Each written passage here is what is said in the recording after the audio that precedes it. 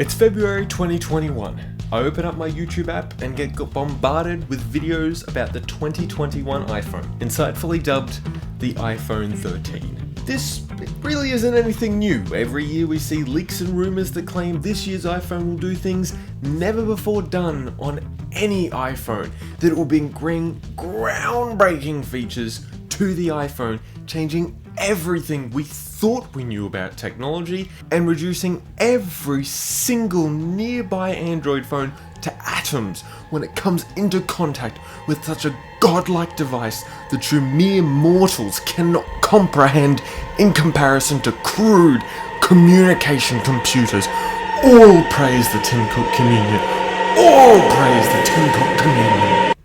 These outrageous leaks are generally always wrong.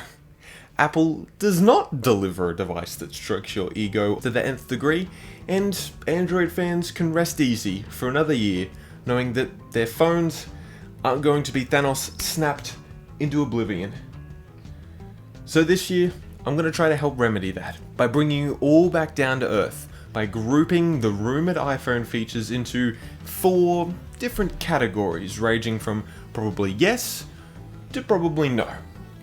But by the end of this video, I will hopefully have disappointed enough of you that you might actually be surprised when the 2021 iPhone isn't actually that bad. So, let's get into it.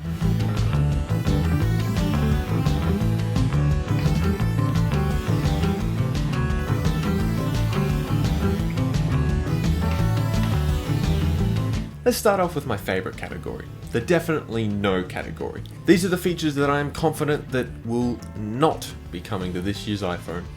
Foldable iPhones are a definite no.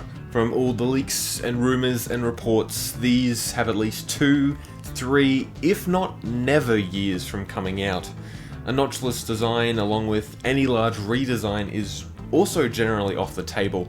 Apple has never radically changed the design of an iPhone without putting it through at least 2 generations of that same design. And those squared off edges on iPhone 12? They're as Gen 1 as Geodude. Apple is also not going to be changing the camera layout or adding any extra cameras like a 5 times or 10 times zoom into the mix. Ming-Chi Kuo says that the earliest we could see this is 2022, an upgrade timeline that I have talked about in my predicting the next 3 years of iPhone video, so if you're curious, go check that one out.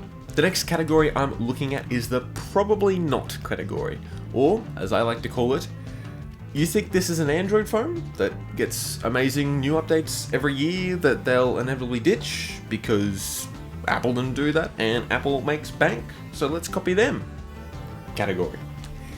These are the features that I doubt will come to this year's iPhone, but I would be very happy to see them. But again, not holding my breath. Let's get the biggest one out of the way first. The iPhone 13 will not feature a smaller notch. Truth is, I've been burnt by Timothy Cook's kitchen one too many times on this whole smaller notch debacle, and I'm not letting it happen to me again this year. Every year since the 2018 iPhone XS, we've had rumors circulate that this would finally be the year that Apple gets rid of the notch. And every year, we watch another Apple event where Apple doesn't get rid of the notch. And then we all shabunciously shout, Apple doesn't innovate anymore. The one possibility I could see in which Apple changes the notch would be if it overhauls the entire Face ID system, as well as the notch, making it probably faster, able to see your face from more angles and orientations, and just overall have a better user experience. This would actually make sense to upgrade Face ID if it's now competing with a new biometric system, which takes us into the next category. This category is called I Would Believe If It Happened. Because I would believe if it happened. The first feature I want to talk about is the much anticipated, highly acclaimed Return of the King Touch ID, coming back, this time in the form of an under-display fingerprint scanner. Now this has definitely left me the most split. Overall, trust me, I fully believe that Apple would bring back Touch ID to work alongside Face ID at some stage, But I didn't think that the technology was at a stage where Apple was 100% happy with it. Mainly due to the fact that it's still kind of slow, has a small readout area, and has a low security rating when compared to Face ID. But then again, the virus kind of made Face ID irrelevant, so it makes a lot of sense for Apple to bring back this feature from the cold hard grave. So again, I'm mixed, but I do have to admit, the more and more I hear about it, the more and more I tend to believe it. The next thing I want to quickly touch on is the price of the 2021 iPhones. Now, I have no leaks to back this up at all, but I think one of the major talking points of the regular iPhone 13 might be a price reduction. Apple has hyped up the price of the regular iPhone 12 in 2020 by $100, mainly due to OLED screens and 5G being quite expensive. And I think the only natural way to take this line in the future is to bring the price back down. I think customers would be much more receptive to an iPhone 13 at the reduced price of $749 rather than a $799 iPhone 13 with a 120Hz display, because the average consumer just doesn't really notice the difference. Also, I kinda do believe that the 20 or 21 iPhones are gonna have 1TB storages, only if it's on the Pros. The last category I will be touching on today is the seems legit category, and while I will not be 100% pin on the board expecting this to be in the iPhone 13, I wouldn't be surprised if they're announced on stage. I 100% believe that the iPhone 13 Pros will gain 120Hz LTPO displays. Probably not on the regular iPhone 13s, but definitely on the Pros.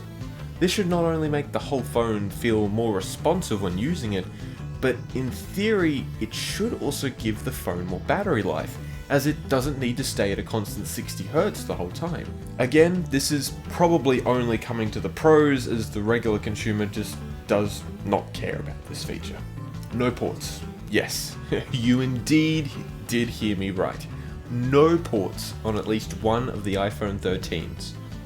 Probably the Pro Max. This honestly aligns very well with the direction Apple is taking the iPhone in, that being a seamless device that requires no cables or connections in order to work. They started by removing the headphone jack, and now they're finishing the job by taking the charging port to the farm, where it can live out the rest of its peaceful days along with the other purged ports. As for what benefits the removal of the charging port may bring, there might be a better taptic engine, louder speakers, and maybe even an increase in water resistance. I think it's really too early to tell, but do expect improvements in at least one of these categories. And while a large amount of people, I'm sure, will be very mad at the removal of this beloved port, honestly, 3 to 4 years down the track, everyone's going to be used to it. The iPhone 12 family's battery life, not you, can easily last through the whole day, and then you just put it on the wireless charger when you're going to bed. Removing the charge port will result in wireless technology being pushed forward, something we've already sort of seen with Xiaomi announcing its wireless charging station a few days ago. Similar to the headphone jack, short-term loss for long-term gain. And yeah, if you think Android phones aren't going to copy this, then you're sadly mistaken. Even if it's an actual useful feature on Android compared to iPhones, Apple did it, and they're going to sell a buttload of these phones, so Android is just going to copy them. While I'm not expecting any large camera improvements overall, I do expect to see some normalization throughout the whole lineup. The 12 Pro Max gained some large camera improvements, including a new wide-angle camera with a larger sensor and a new sensor shift stabilization system. It also added an improved 2.5 telephoto camera and a new LiDAR sensor. I would expect these features to trickle down to the lower end models, with the 13 Pro gaining the new wide-angle camera and telephoto camera improvements, while the 13 and 13 mini gain the improved wide-angle camera and the LiDAR sensor.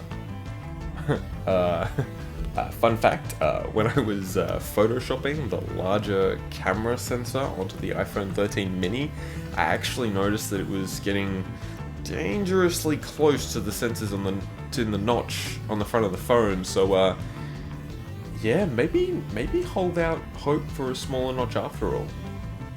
Just kidding, don't at all, don't get your hopes up. Rumors also say that the ultra-wide camera on all these phones should be seeing some major improvements, with the aperture increasing from f2.4 to f2.8, letting in about 2 times more light to the sensor.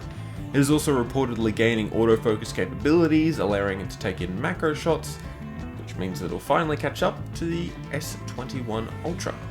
And then you got the expected upgrades. The A15 chip should be the most powerful smartphone chip in any phone. Get out of here, AMD, you are not going to change that. And the entire iPhone 13 lineup should feature improved 5G capabilities and gain Wi-Fi 6E modems. I also think there's going to be a new color option like on all the previous year's iPhones. And while I'm not holding out hope, I would love to see a deep red on the Pro phones.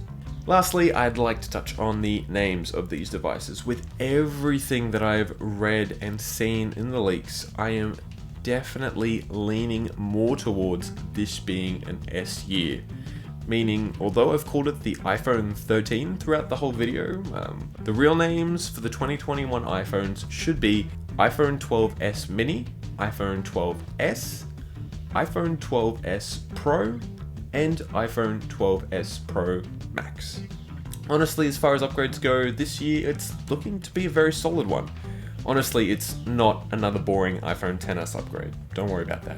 Keep in mind that Apple could come out with a sneak attack feature that will only be leaked 1 to 2 months out of the keynote. I mean, heck, we all thought that reverse wireless charging was going to be on the iPhone 11s until like a day before the keynote.